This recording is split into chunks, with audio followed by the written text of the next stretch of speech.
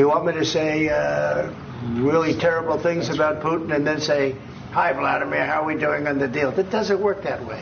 I'm not aligned with Putin. I'm not aligned with anybody. I'm aligned with the United States of America and for the good of the world. I'm aligned with the world, and I want to get this thing over with. You see the hatred he's got for Putin. It's very tough for me to make a deal with that kind of hate. He's got tremendous hatred, and I understand that, but I can tell you the other side isn't exactly in love with, him either. So it's not a question of alignment. I'm aligned with the world. I want to get the thing set. I'm aligned with Europe. I want to see if we can get this thing done. You want me to be tough? I could be tougher than any human being you've ever seen. I'd be so tough. But you're never going to get a deal that way. So that's the way it goes. All right, one more question. Hey, I want to respond to this. So look, for 4 years in the United States of America, we had a president who stood up at press conferences and talked tough about Vladimir Putin, and then Putin invaded Ukraine and destroyed a significant chunk of the country. The path to peace and the path to prosperity is maybe engaging in diplomacy. We tried the pathway of Joe Biden of thumping our chest and pretending that the President of the United States' words mattered more than the President of the United States' actions. What makes America a good country is America engaging in diplomacy. That's what President Trump is doing. Can I ask you? Sure. Yeah? Yeah. Okay. So he occupied our big parts of Ukraine, part of East and Crimea. So he occupied it on 2014. So during a lot of years, so I'm not speaking about just Biden, but those time was Obama, then President Obama, then President Trump, then President Biden, now President Trump, and God bless, now President Trump will stop him. But during 2014, nobody stopped him. He just occupied and took. He killed people. You know what the contact 2015.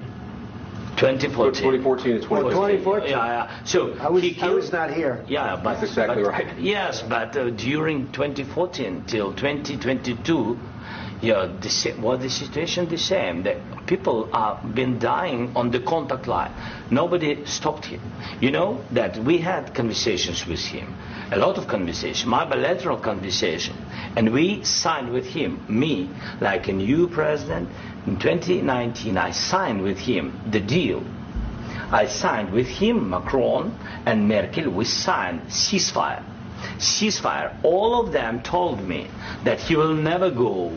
We signed him with gas contract.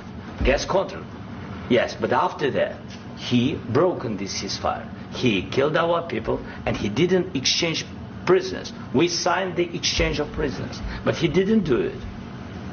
What kind of diplomacy, JD, you are speaking about? What do you mean?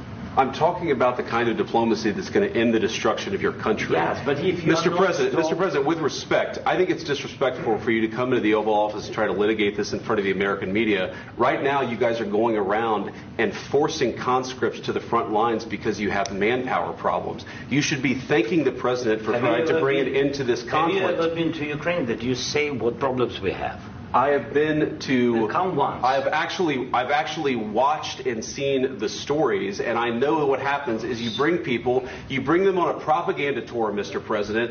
Do you disagree that you've had problems bringing people into your military? And do you think that it's respectful to come to the Oval Office of the United States of America and attack the administration that is trying to prevent the destruction of your country? A lot of questions. Let's start from the beginning. Sure. First of all, during the war, everybody has problems. Even you, but you have nice ocean and don't feel now, but you will feel it in the future.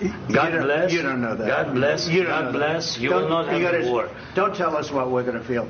We're trying to solve a problem. Don't tell us what we're going to feel. I'm not telling you. Because you're in no position to dictate that. That's exactly what you're doing. You're in no position to dictate what we're going to feel.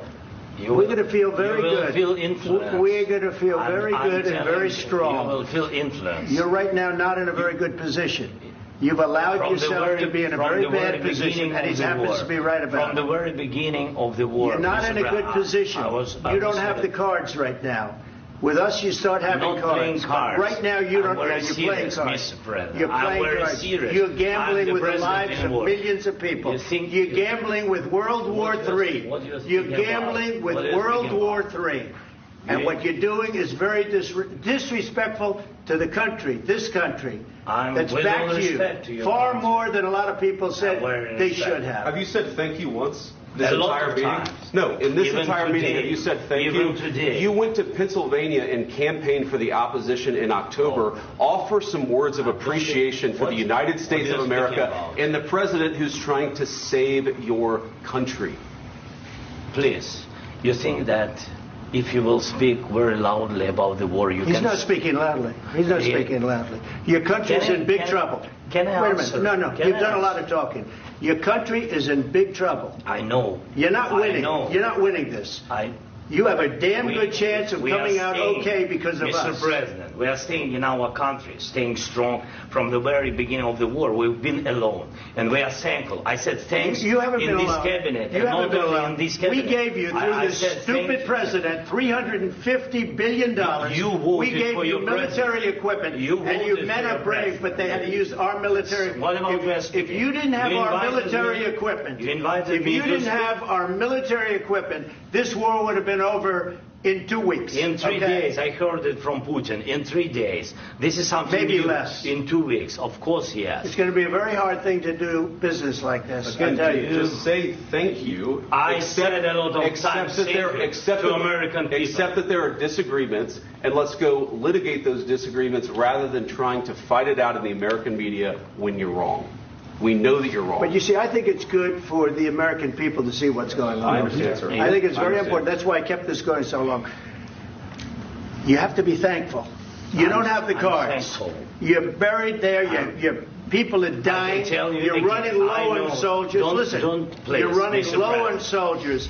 It would be a damn good thing. Mr. And President. then you tell us, I don't want a ceasefire. I don't want a ceasefire. I want to go, and I want this. Look, if you could get a ceasefire right now, I tell you, you take it so the bullets stop flying and your men stop getting killed. Of course, we want to stop the war. But you're I saying said- you don't want a ceasefire. But I said to you, I want a ceasefire. with guarantees. Because you'll get a ceasefire faster than an agreement. Ask our people about ceasefire, what they think. That wasn't it doesn't with matter me. for you what That what wasn't this with me. means. It That was wasn't with you. a guy named Biden, who was not a smart person. This That is was your, with, this that is was with your Obama. president. It was your president. Excuse me. That was with Obama, who gave you sheets, and I gave you javelins. Yes. I gave you the javelins to take out all those tanks. Obama gave you sheets. In fact, the statement is Obama gave sheets and Trump gave javelins. You got to be more thankful, because let me tell you, you don't have the cards. With us, you have the cards. But without us, you don't have any cards. One more question to Mr. Vice President. I'm sorry. It's going to be a tough deal to make, Um, because the attitudes have to change.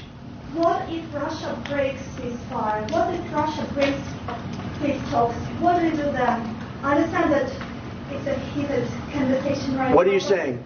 What She's if asking, Russia- what if Russia Putin breaks the ceasefire? What if anything? What if a bomb drops on your head right now? But they have Okay? broken ceasefire What if they broke it?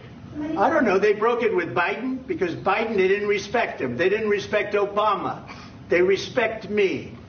But what- Let me tell you, Putin went through a hell of a lot with me. He went through a phony witch hunt where they used him and Russia. Russia. You ever hear of that deal? That was a phony Hunter Biden, Joe Biden scam. Hillary Clinton, Shifty Adam Schiff. It was a Democrat scam. And he had to go through that. And he did go through it. We didn't end up in a war. And he went through it. He was accused of all that stuff. He had nothing to do with it. It came out of Hunter Biden's bathroom. It came out of Hunter Biden's bedroom. It was disgusting. And then they said, oh, the laptop from hell was made by Russia. The 51 agents.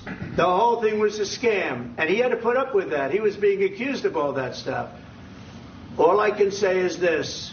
He might have broken deals with Obama and Bush, and he might have broken them with Biden. He did, maybe. Maybe he didn't. I don't know what happened. But he didn't break them with me.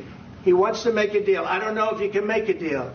The problem is, I've empowered you to be a tough guy. And I don't think you'd be a tough guy without the United States. And your people are very brave. But you're either going to make a deal or we're out. And if we're out, you'll fight it out. I don't think it's going to be pretty, but you'll fight it out.